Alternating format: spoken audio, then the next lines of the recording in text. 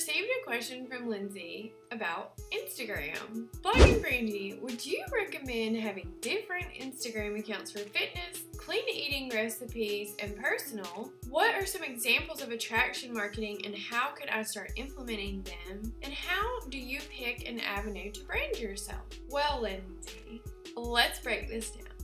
So, how do you pick an avenue to brand yourself? If you're an expert, author, speaker, or coach, coming up with programs, different books, I would brand yourself under your name by choosing something like www.yourname.com. For me, I did Bloggin Brandi. If you're starting a business where you're going to be selling something one day, such as a product or service, and you're going to be surrounding the business around that product or service, then you might choose a name more fitting for that business, which would be www.businessname.com. But just remember that your logo and your name are just a shell, that you are the one that is going to feel that. That's where the branding comes in. It doesn't really mean anything until you put something behind it. You're the meaning behind the name, the logo, the brand. I have a startup checklist that I will include in the description below. It helps you in choosing a business name. I have some name generators that I use sometimes if you can't think of stuff. So it's some cool tools, and all of them are free, so you can play with them and see what works for you. Hopefully that helps you kind of think about how to pick an avenue to brand yourself when you're deciding. Usually that's where people get hung up, is whether they're going to go under their name or should they choose a business name. And remember that you can always choose this later, but if you actually go under a brand and brand yourself, you can always come out with products underneath your name. And for me, when I come up with a product, I actually create a website and a full-blown marketing campaign around that actual product. So I make every one of my products a business, and I buy a domain name for those products to go along with that. Okay, back to what we were asking. Would you recommend having different Instagram accounts for fitness, cleaning, and eating recipes, and personal? When you're first starting out, I would stick to one profile and perfect it. If you're talking about clean eating recipes, fitness, and you're saying, should I share these on my personal profile? Well, for me, I would think that it's part of your personal branding, and it's something that you probably do in your everyday life. So all those things should technically go together. For you, it sounds like this might be a brand type question. I would start with a personal account and get creative on your post, your theme, and your pattern. People are very visual on Instagram, so maybe start with posting a fitness tip in one post, share a healthy eating recipe in another post, and then share a personal photo, maybe of you sharing that recipe with your family eating it, or doing a fitness routine, giving a fitness tip on video, just your facial recognition.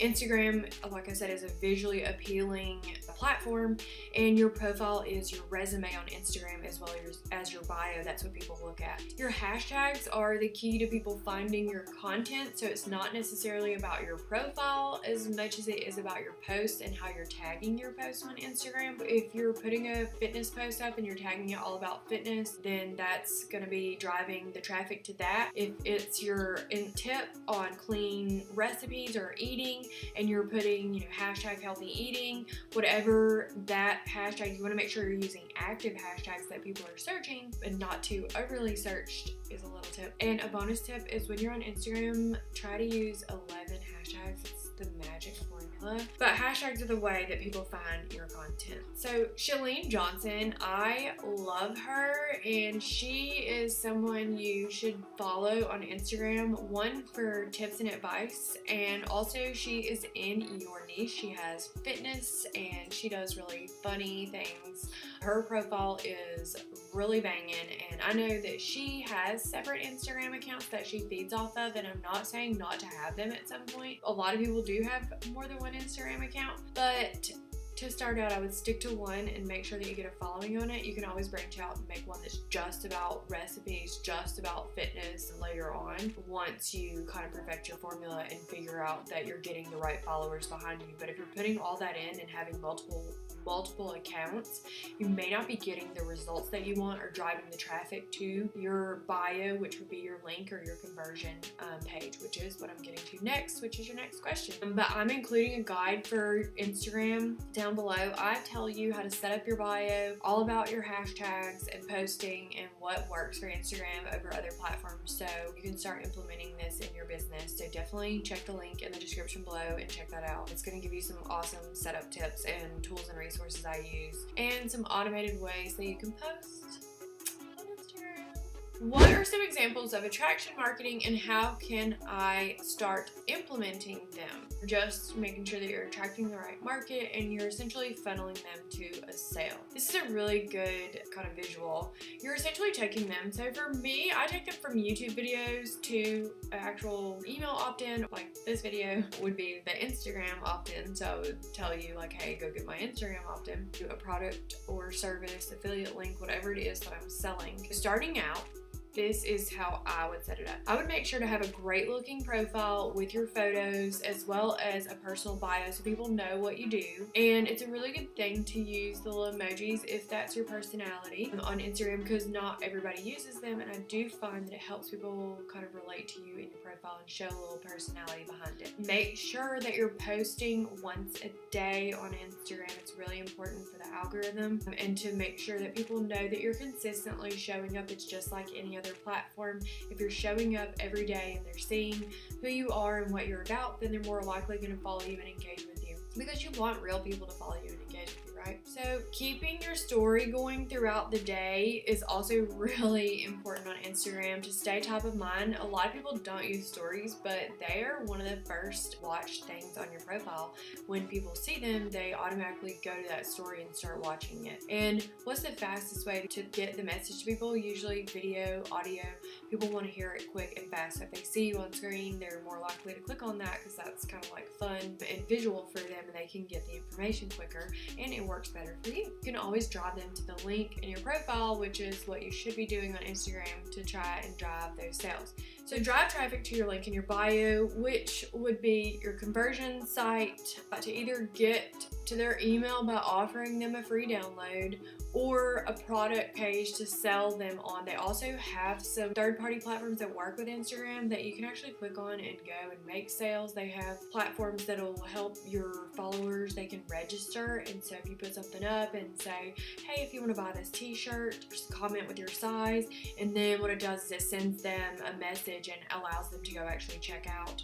So there's tons of different programs out there that you can look into, and I've included some of them in my guide. So sending them to a product page or some type of conversion site in your link. This can also be an affiliate link if you just have an affiliate link. Maybe it's a yoga mat or something that you're promoting on Amazon and you want to share your Amazon affiliate link. You can just be promoting that. I would always encourage you to be directing someone where you can get their contact information, because you want to be able to strengthen and build that relationship, not just on the Instagram platform or whatever platform you're on, but also off of that platform on your email list, so that you can constantly be talking to them one-on-one and know that you have their full attention.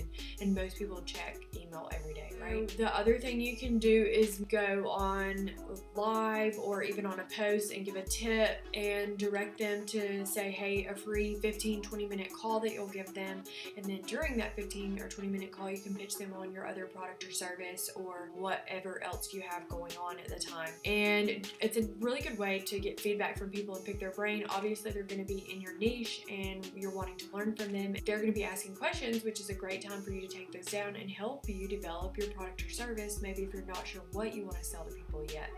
Getting feedback from people is a great way to develop a product or service when you aren't sure what you want to sell. When you're driving traffic, keep in mind you're not trying to force your products or services down someone's throat. You're just trying to warm them up and be there, show up for them. You want to build a relationship with them, like I said, both on Instagram, off Instagram, every day, week. You're just getting that trust and bond built between the two of you, and your consistency in showing up is is doing that by allowing them to trust you, and it strengthens the relationship between you and your brand and them.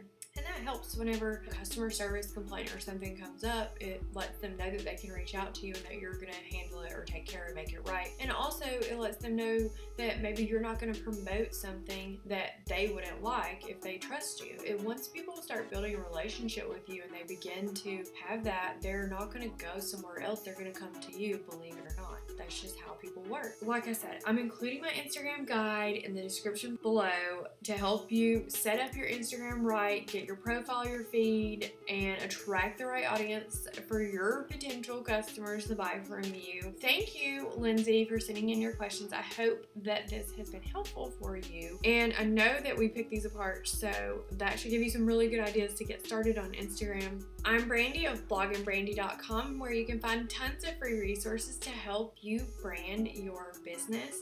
Don't forget to subscribe to my channel and join my Facebook group, which I'm including in the description below. Join the party over on Facebook. Thank you for watching, and I will see you in the next video. Would you recommend having, my God, my life, don't leave on multiple computers when you're trying to do stuff, and your phone and your dog's walking around in the background.